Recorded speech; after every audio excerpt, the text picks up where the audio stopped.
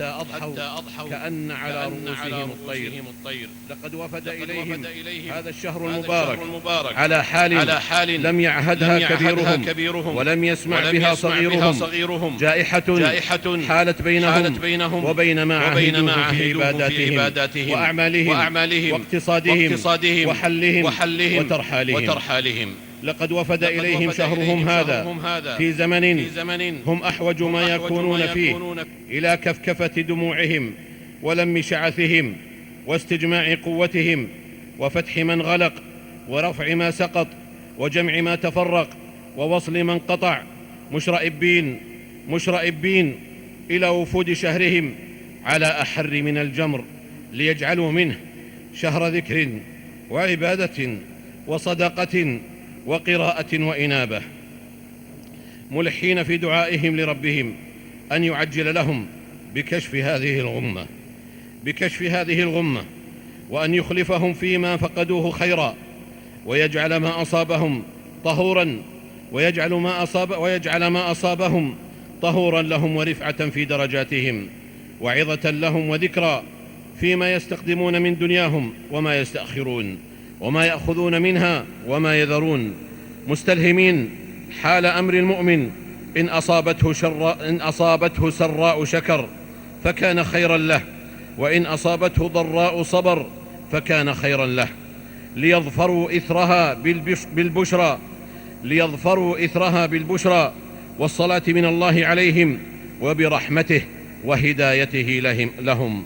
وبشر الصابرين الذين إذا أصابتهم مصيبة قالوا إنا لله وإنا إليه راجعون، أولئك عليهم صلوات من ربهم ورحمة وأولئك هم المهتدون. قال ابن القيم رحمه الله: إن في القلب شعثا لا يلمه إلا الإقبال على الله، وعليه وحشة لا يزيلها إلا الأنس به في خلوته، وفيه حزن لا يذهبه إلا السرور بمعرفته وصدق معاملته، وفيه قلق لا يسكنه إلا الاجتماع عليه والفرار منه إليه، ففروا إلى الله إني لكم منه نذير مبين. وإننا لنحمد الله حمدا كثيرا طيبا مباركا فيه، أن لم يجعل ما حل بنا مصيبة في ديننا، إذ كل المصائب قد يرجى تحملها إلا المصيبة في الدين، كيف لا؟ وقد جاء في الحديث أنه كان من دعاء النبي صلى الله عليه وسلم قوله: ولا تجعل مصيبتي في ديني، رواه الطبراني وغيره. نعم أيها المسلمون، نحمد الله أن لم يجعلها جائحة في ديننا وعباداتنا وأخلاقنا. وأما المال فإنه غاد ورائح، والله يبسط الرزق لمن يشاء من عباده ويقدر.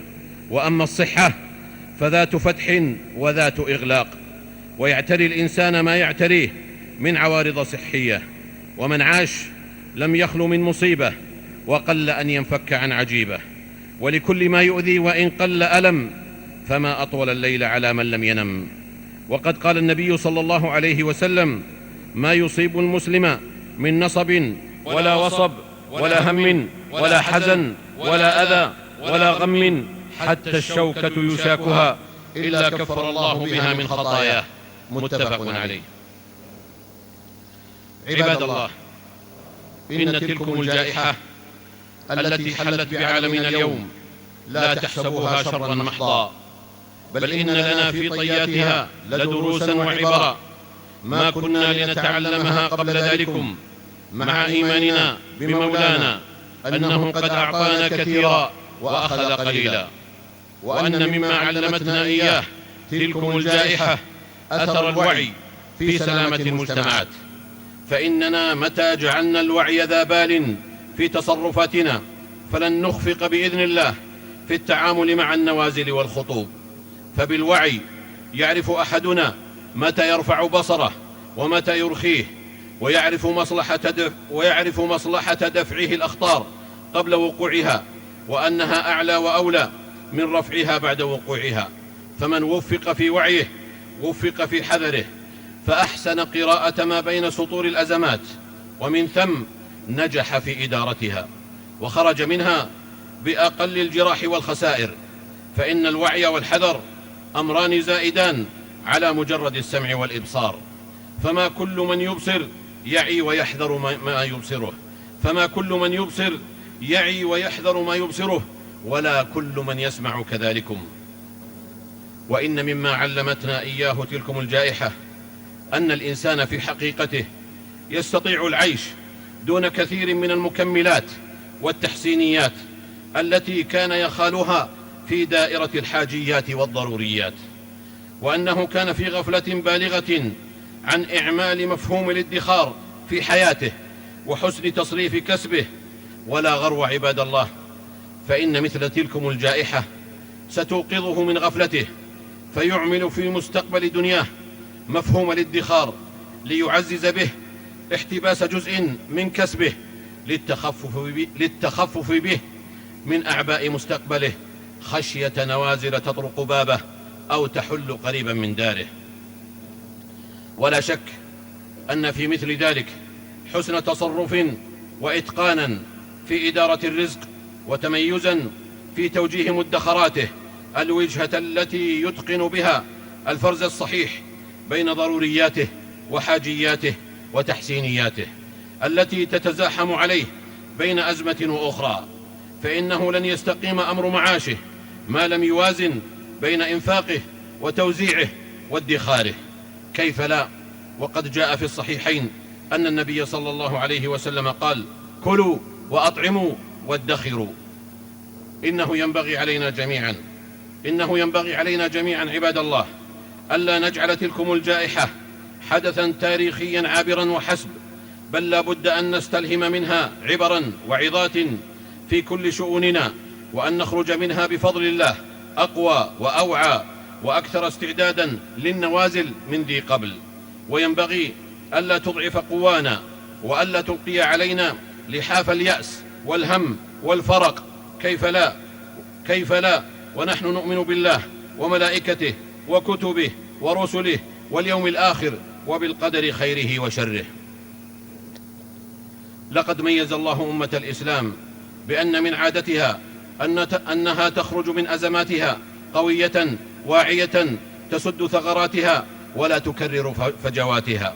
فتلكم الجائحة امتحان من الله للأمة لتتفكر في عظيم قدرته فتقدره حق قدره، وهي رسالة للشارد أن يؤوب، وللمذنب أن يتوب، وللعاق أن يبر، وللمسرف أن يقتصد، وللمترفه أن يخشوشن، ولا ينظر إلى حكمة غير تلكم الحكم إلا قلب حجبه الحرص عن التفكر، وطول الأمل عن المراجعة، والكبرياء عن التواضع لمن بيده ملكوت كل شيء وهو يجير ولا يجار عليه.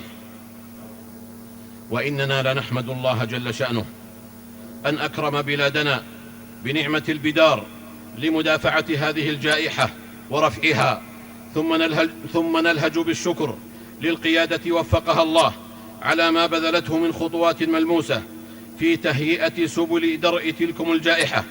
والشكر موصول كذلكم للمعنيين دون استثناء كلا في مجاله، فلهم منا جميعا الدعاء بأن يجزيهم الله عنا خير الجزاء، وأن يجعل ما بذلوه أسباب خير في كشف هذه الأمة، وأن يلبسنا وإياكم وجميع إخواننا المسلمين لباس الصحة والسلامة والعافية، إن مولانا جل شأنه خير مسؤول، فنعم المولى ونعم النصير. بارك الله لي ولكم في القرآن العظيم، ونفعني وإياكم بما فيه من الآيات والذكر الحكيم. أقول قولي هذا وأستغفر الله لي ولكم ولسائر المسلمين والمسلمات من كل ذنب وخطيئة، فاستغفروه وتوبوا إليه، إن ربي كان غفورا رحيما.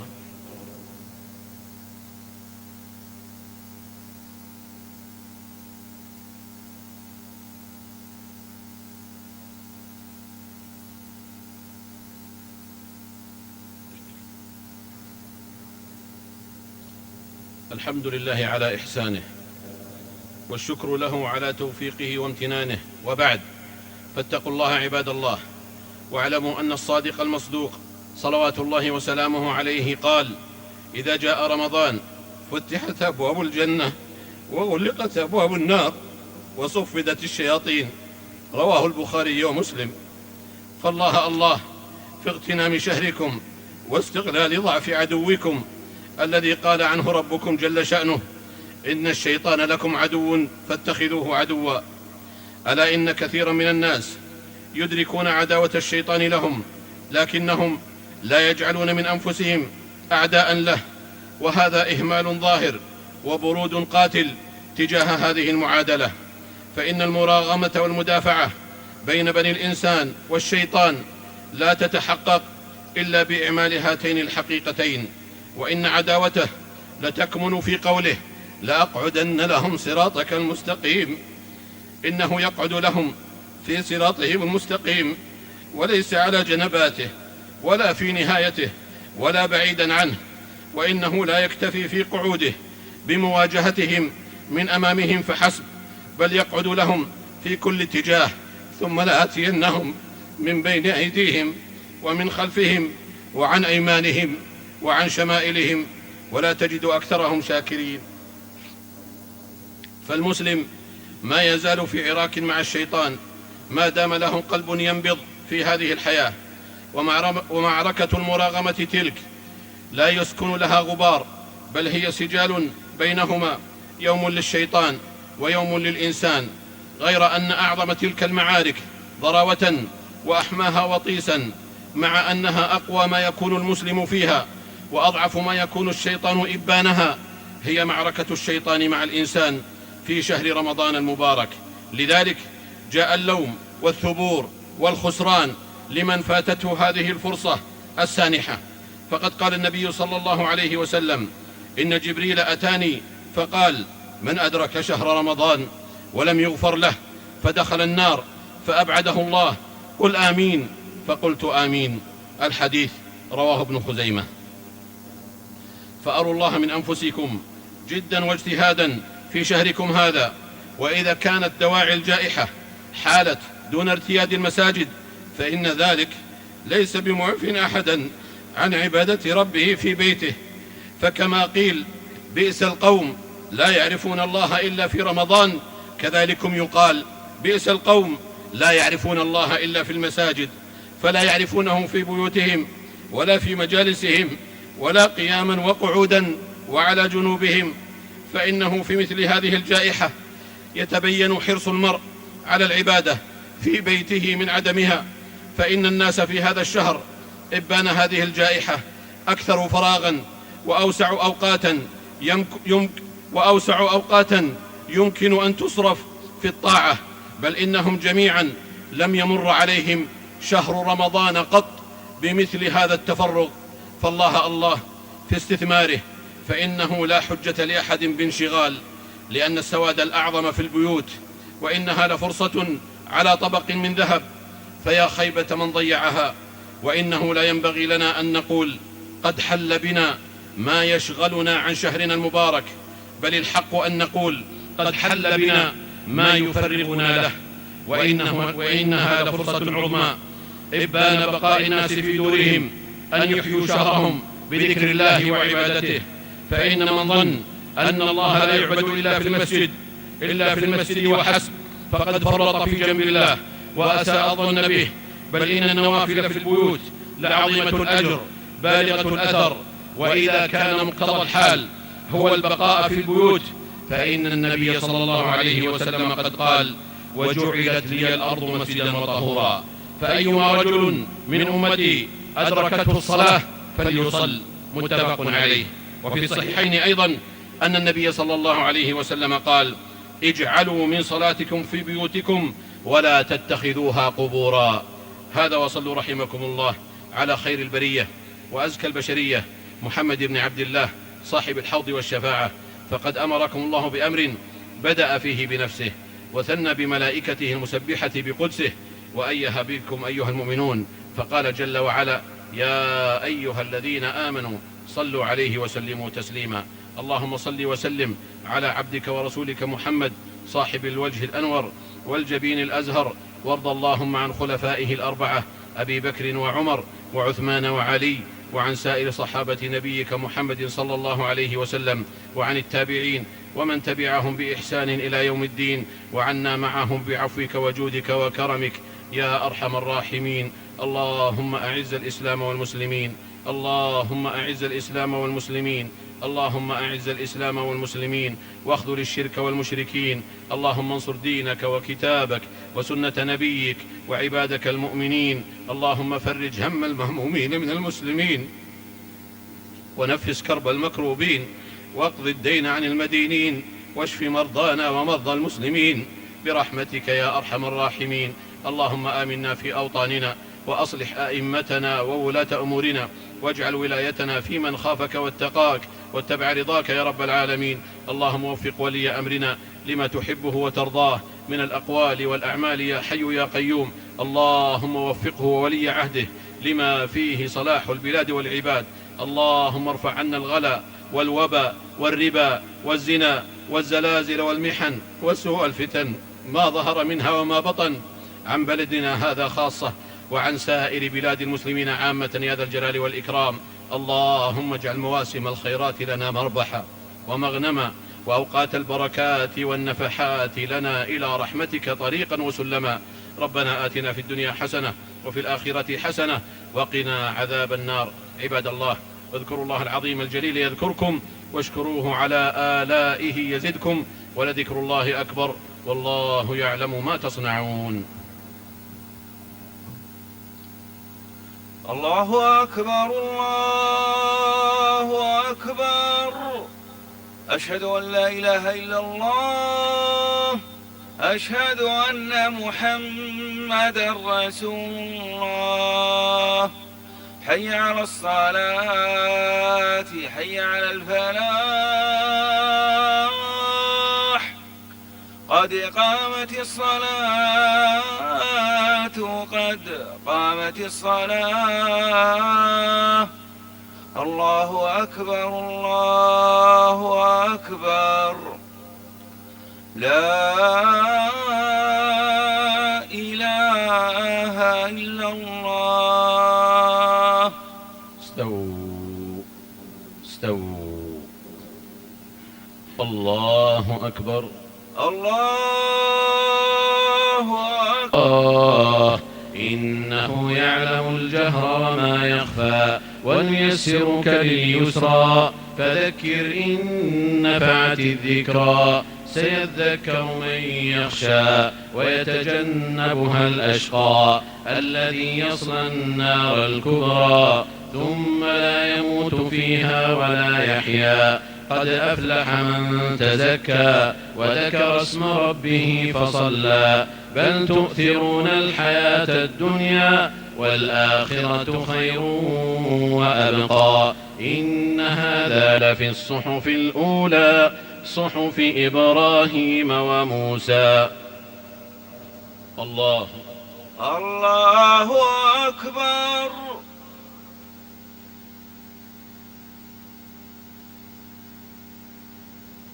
سمع الله لمن حمده. ربنا ولك الحمد. الله أكبر، الله أكبر.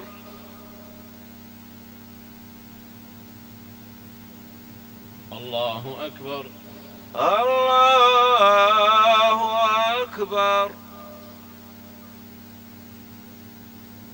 الله أكبر، الله أكبر.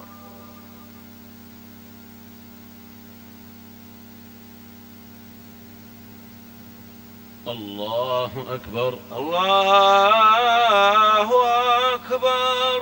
الحمد لله رب العالمين، الرحمن الرحيم، مالك يوم الدين. إياك نعبد وإياك نستعين، اهدنا الصراط المستقيم، صراط الذين أنعمت عليهم غير المغضوب عليهم ولا الضالين.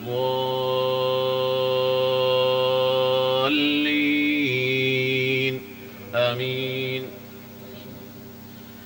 هل أتاك حديث الغاشية وجوه يومئذ خاشعة عاملة ناصبة تصلى نارا حامية تسقى من عين آنية ليس لهم طعام إلا من ضريع لا يسمن ولا يغني من جوع وجوه يومئذ ناعمة لسعيها راضية في جنة عالية لا تسمع فيها لاغية فيها عين جارية فيها سرر مرفوعة وأكواب موضوعة ونمارق مصفوفة وزرابي مبثوثة أفلا ينظرون إلى الإبل كيف خلقت وإلى السماء كيف رفعت وإلى الجبال كيف نصبت وإلى الأرض كيف سطحت فذكر إنما أنت مذكر لست عليهم بمسيطر إلا من تولى وكفر فيعذبه الله العذاب الأكبر إن إلينا إيابهم ثم إن علينا حسابهم. الله أكبر.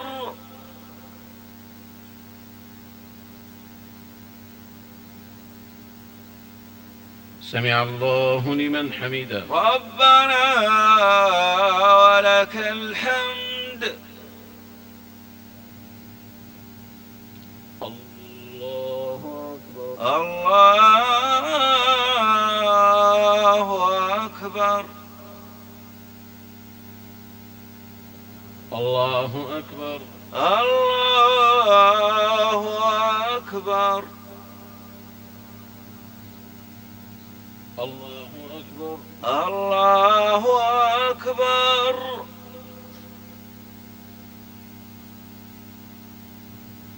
الله أكبر. الله أكبر.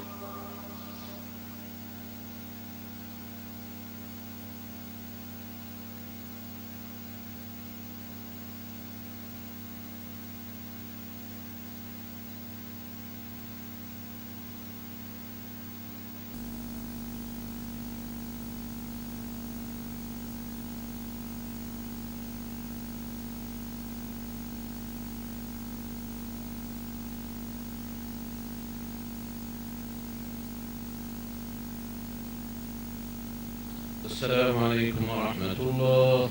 السلام عليكم ورحمة الله. السلام عليكم ورحمة الله. السلام عليكم ورحمة الله.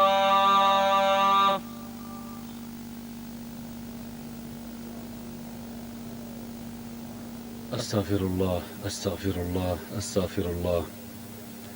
اللهم أنت السلام ومنك السلام تباركت يا ذا الجلال والإكرام.